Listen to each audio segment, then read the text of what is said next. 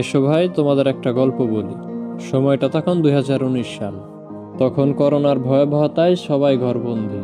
ঠিক ওই সময়টায় আমার এক বন্ধুর কাছ থেকে শুনতে পারি এই গেম সম্পর্কে। অতঃপর গেমটা ইনস্টল করি। প্রথম প্রথম গেমটা খেলতে পারতাম না। তার জন্য যে সবথেকে ভালো গেম খেলতো তার কাছে ফোনটা দিয়ে বলতাম যে আমাকে একটা ভুয়া করে দে। আর তখনকার সময় ভুয়া করলে প্রোফাইলের নিচে শো করতো। আর যার প্রোফাইলের নিচে ভুয়া শো করতো তাকে সবাই প্রো প্লেয়ার মনে করতো। তখন ভালো কোনো ডিভাইস ছিল না। মাত্র 2 GB র্যামের একটা ফোনে গেম খেলা শুরু করেছিলাম। মাঝে মাঝে ফোনটা ল্যাগ করতো। এতটাই ল্যাগ করতো যে ক্যারেক্টার সরানোরা করতে পারতাম না। তারপরও গেমটা আনন্দ নিয়ে খেলতাম। পরে এমন অনেক দিন গিয়েছে যে স্কুলে না গিয়ে বন্ধুদের সাথে বসে কাস্টম খেলতাম। ওই সময়টা গেমের সবচেয়ে পাওয়ারফুল এবং দামি ক্যারেক্টার ছিল ডিজে আলোক। এই ডিজে আলোক নেওয়ার জন্য টিফিনের টাকা জমিয়ে রাখতাম। যখন লেভেল আপ পাস নেওয়ার মতো টাকা হলো তখন গেমে সর্বপ্রথম একটা লেভেল আপ পাস নিলাম। তখন গেমে ঢুকলে একটা কথা খুবই শোনা যেত, ডিজে আলোক দে দো। আমি জানি তোমরা অনেকে এই কথাটির সাথে পরিচিত।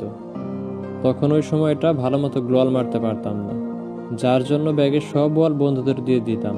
তখন গেমটাতে কত আনন্দই না ছিল। আর প্রতি শুক্রবার সবাই মিলে একসাথে গেম খেলতে বসতাম গিল্ডের গ্লোরি পূরণ করার জন্য। আর শনিবার খুব সকালে ঘুম থেকে উঠতাম মেলবক্স থেকে কাস্টম ক্লেম করার জন্য। পরে সবাই আনন্দ নিয়ে দিনভর একটা একটা করে কাস্টম খেলতাম। তখন যদি কোনো কারণে মন খারাপ থাকতো, যদি একটা ভুয়া পেয়ে যেতাম, সাথে সাথে মনটা ভালো হয়ে যেত। ঠোঁটের কোণায় সবসময় একটা মৃদু হাসি থাকতো। আহ, কতই না ভালো ছিল সেই দিনগুলি। এখন আমার কাছে ভালো একটা ডিভাইস আছে, টপ আপ করার জন্য পর্যাপ্ত পরিমাণ টাকাও আছে, কিন্তু গেম খেলার মতো সে আবেগটা আর নেই।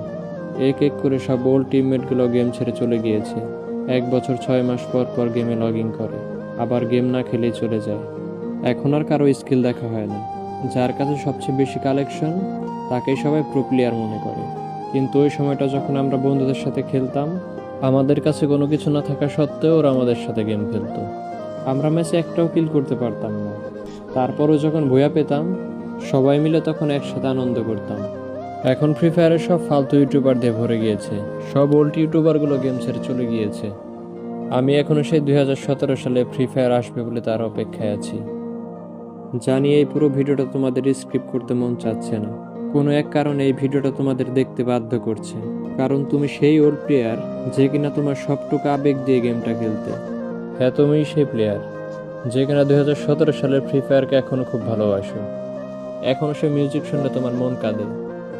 হ্যাঁ, তুমিই সেই প্লেয়ার যে কিনা ফ্রি ফায়ারের কোনো পুরনো ভিডিও দেখলে এখনো মন উজাড় করে দেখো। তোমার আবেগটা অন্য কিছুর প্রতি নয়, তোমার আবেগটা ফ্রি ফায়ারের প্রতি। I miss you old free fire.